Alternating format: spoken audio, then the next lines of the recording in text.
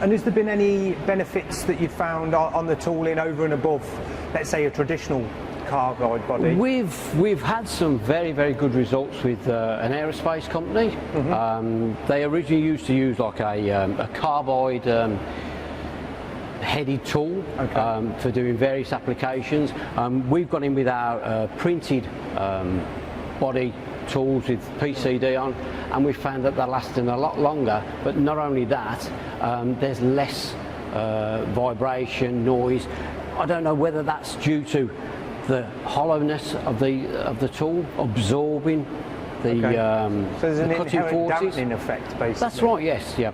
Okay. And am I right also in saying you're just printing the complex part of the tool? Obviously, this is an example potentially, but you're just printing an element of it and essentially fabricating it onto a standard back end. That's it. Yeah. Well, like the two tools that you can see by yourself. They are on, as I said, steerable back ends. So we're literally just printing the heads. Okay.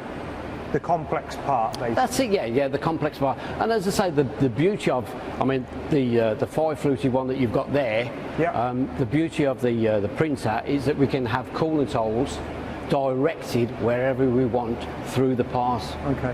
Where conventionally machining, you would not have that capability. And so does that affect cutting speeds or tool life, or?